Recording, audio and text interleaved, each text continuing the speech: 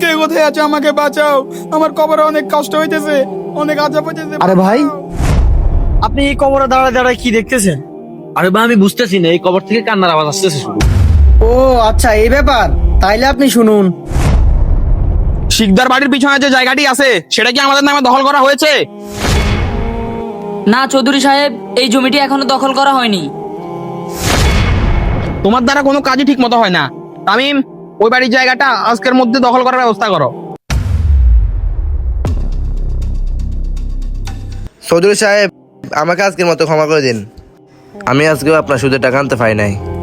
আজ এক সপ্তাহ ধরে কোনো টাকা পয়সা কিচ্ছু দিচ্ছিস না। নেওয়ার সময় তো সুন্দর করে নেস, দেওয়ার সময় শুধু একের পর এক বাহানা। আজকের মধ্যেই আমার টাকা দিবি, যা।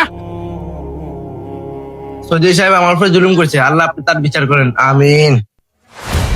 সবাই নেওয়ার সময় শুধু টাকা নিছে, কিন্তু দেওয়ার সময় কারো খোঁজ খবর নাই। দুলাল যে গত 1 মাস ধরে টাকা দেয় নাই, সে কি আজকে টাকা দিয়ে গেছে? না চৌধুরী সাহেব, দুলাল আজকেও টাকা দিয়ে যান। আজকে আমি নিজে ওর বাড়িতে গিয়ে টাকা আদায় করবো, চলো আমার সাথে। যাও, দুলালকে ডেকে আনো।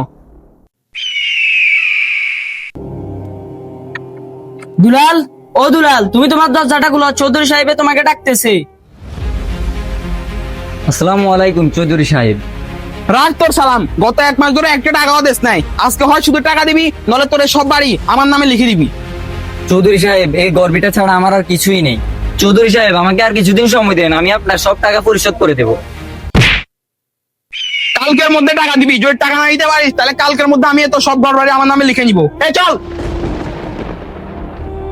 আল্লাহ, চৌধুরী সাহেব আমার উপর অনেক জুলুম করছে, তুমি তার বিচার করিও।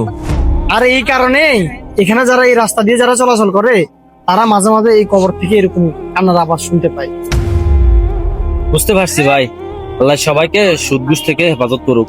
তো বন্ধুরা, যদি ভিডিওটা ভালো লেগে থাকে অবশ্যই চ্যানেলটি সাবস্ক্রাইব করবা।